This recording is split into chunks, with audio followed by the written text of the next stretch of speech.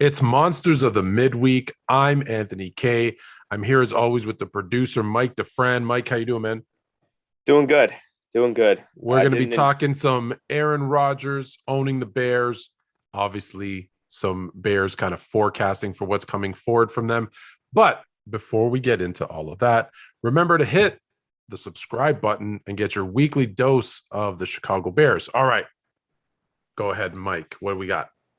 First question is kind of like you just mentioned. Aaron Rodgers continues to own the Bears, unfortunately. I'm pretty sure he put in a purchase claim for Soldier Field. But after he scored a rushing touchdown this week, kind of pointed to the crowd, said, I own you, probably some other words that I shouldn't say just to not violate the community guidelines. But, what was your kind of reaction to Aaron Rodgers doing that? Because I know a lot of people were really upset about that, but what was your Okay. kind of thought on that? So I've got a couple of different opinions. So one, it's probably the reason why we bought that new plot of land, I'm assuming to build a new stadium, is I guess maybe he can have Soldier Field. Number two, obviously I was pissed, right? If I was there, I'm probably that crazy guy that jumps on the field and takes a swing at him. And I'm going to get to more on that in a second. However, I find it interesting that the NFL won't let you celebrate a sack, a touchdown, an interception, right? It's an immediate 15-yard penalty for taunting, which I don't agree with. Let's be honest. You give him a woo, and you're getting a 15-yard penalty because you were up in his face. So dumb. However, a paying fan of a team who's paid hundreds, if not thousands of dollars for tickets to a game, that's okay. So that part kind of bothers me. I'm like, I'd rather you do it to the guys you're playing against. I'm okay with that. Taunting, I guess they call it. I don't think it's taunting, mind you. So and then, yeah, I don't like it. I don't like it because I'm a Bears fan. Yeah.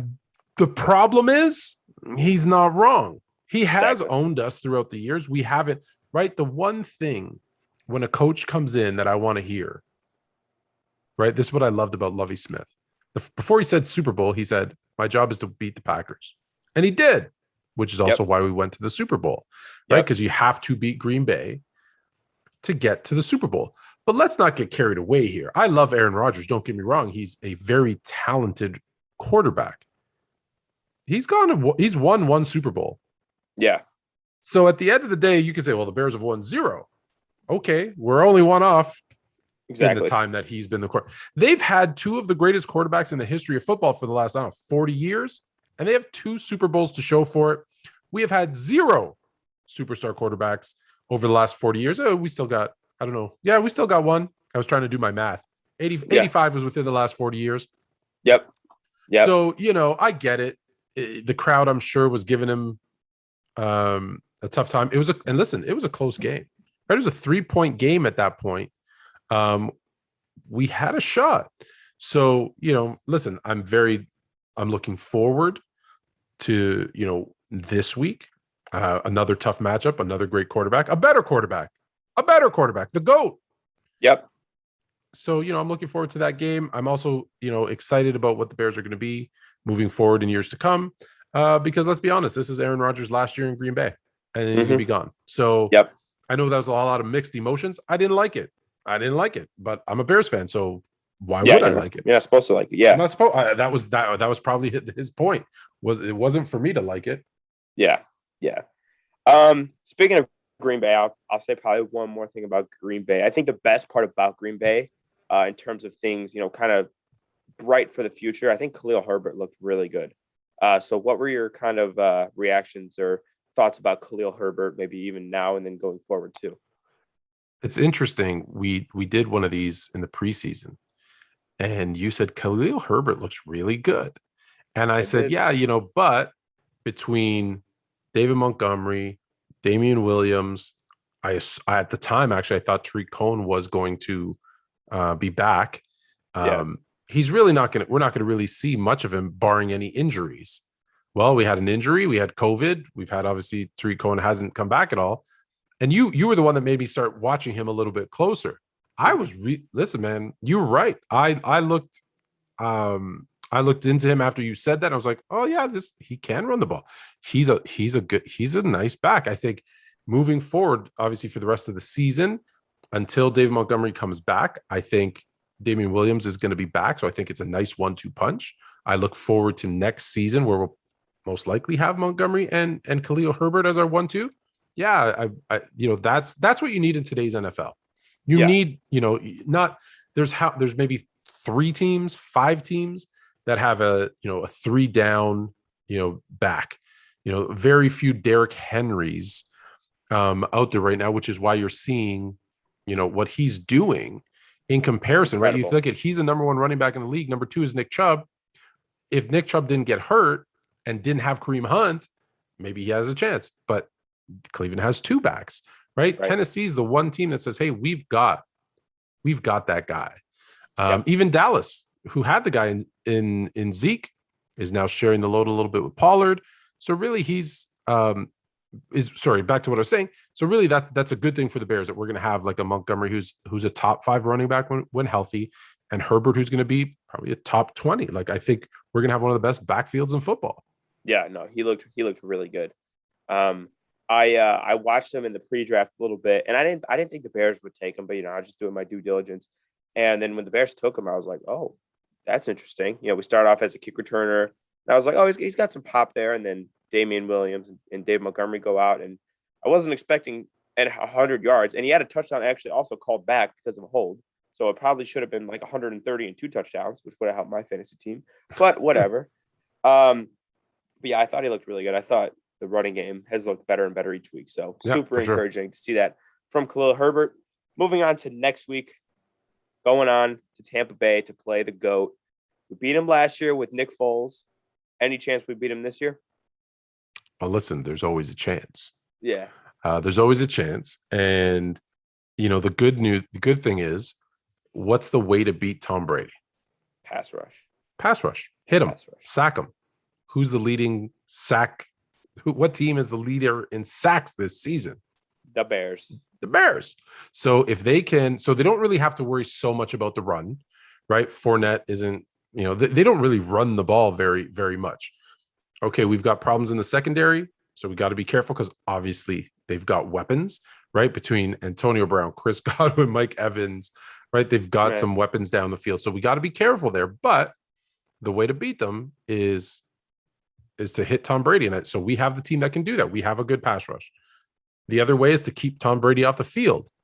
So that's where I was about to forget his name. Khalil Herbert has to play his best game, right? We need to run the ball effectively. I think Justin Fields obviously has to convert on 3rd down. He's got to make some plays down the field. And so, yeah, there's a chance. Listen, if you would have told me last year with Nick Foles, right, we'd beat them, I wouldn't have believed you. So do I think this year with a better pass rush, a better quarterback, and a good running game, of course we have. There's a chance. There's 100% a chance.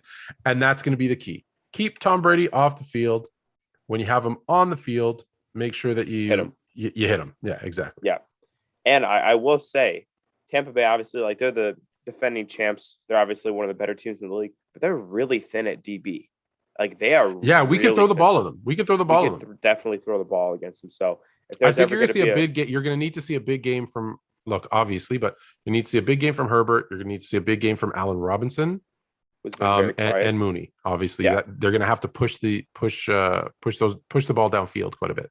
I'm even going to throw out Marquise Goodwin. I think. Yes. He's been quiet this year, but I think with that just elite speed, I just want to see Justin Fields uncork just a 50-yarder like he did in the national championship game or in the semifinal game, and just get Goodwin running down the field. I think that would be so awesome to see. Here's my problem.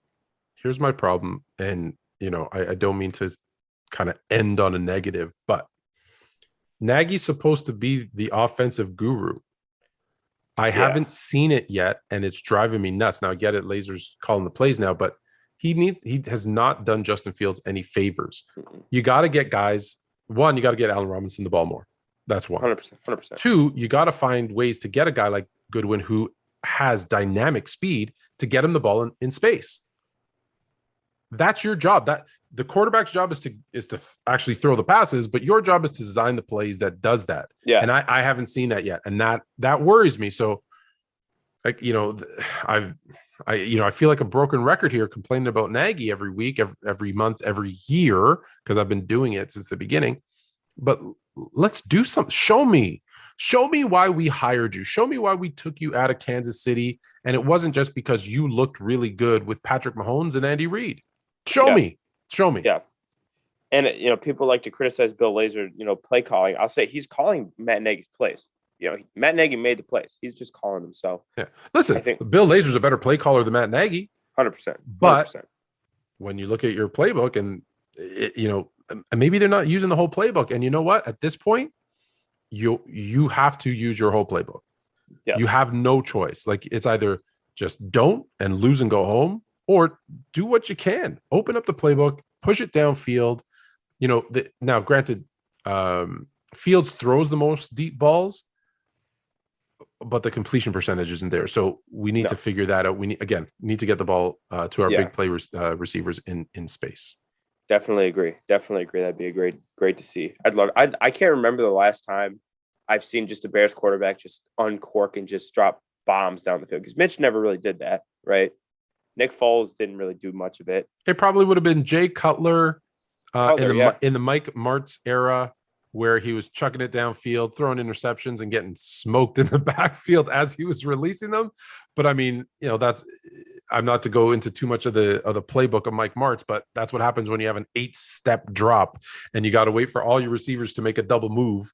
But that was probably that doesn't always work either. Brandon Marshall, Alshon Jeffrey for like that 5-week period. That's right. Yeah, exactly. That 5-week period of Brandon Marshall and Alshon Jeffrey was amazing. Had me believing Josh McCown was a Pro Bowler. It was unbelievable. But that's all the questions I got for this week for the Bears. I assume we're going to do some predictions here. Let's do it. We'll start with you this week, because I think I did it last week, and I think we were both right last week, if memory serves me correct. Yeah, we were very close, because we said it was going to be fairly low scoring, probably Green Bay by just a little bit, and I think we were right on that. So I think this game in Tampa Bay against Tom Brady, I don't know. I'm going to go 24-14 Tampa, unfortunately. I think 24-14 Tampa. Yeah, that's what I'm going to go. I'll check the line. I believe the Bucs are -7, if I'm not mistaken. I will confirm that. I think it's more than that. That's actually what I was just about to check, because the line is, when I saw it, I was 12.5. 12.5. Wow. 12.5. So I've got. I'll take the 12.5. I've got it similar to you. I think I've got it 27-21. What was yours? Okay. What was yours again? 24-14 is what I said. 14. I got it 27-21. Unfortunately, in favor of the Bucs. I just think, here's what I'm worried about. Here's unfortunately what my nightmare was. Bears are up, right? 21-20. We're feeling really good. Oh no, we gave the ball back to Brady with a minute left, and Brady does what Brady does. It should be illegal to play Aaron Rodgers and Tom Brady in back-to-back weeks. That should not be allowed. They didn't do us any favors. That is absolutely for sure. That's a tough gauntlet of games. I think we were lucky too that, let's be honest, that the Raiders were going through what they were going through a couple of weeks ago. Yeah. So I think it was smart. We got to take advantage of them. So, hey, but listen, that's not to say that the Bears don't have a chance in this. It's going to be closer than most people think. It's not going to be 12. It's not going to be a double-digit game for sure, like differential.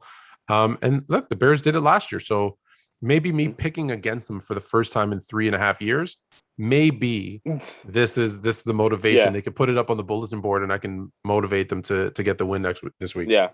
Yep. I'm sure they'll be watching it in between film. Yes. I'm going to send it off to Nagy and see if he'll pin it up there. All right. So that's it for this week. Monsters of the Midweek. Make sure, like I said, to subscribe and follow. Send your comments, send your questions, and let us know why you love the Bears and why you hate the Bears. What do you think the Bears need to do to be a better team? Was it to run the ball? Is it Matt? Do they need to fire Matt Nagy, Ryan Pace? Am I crazy? Should they keep them all? Let me know. Until next week, bear down.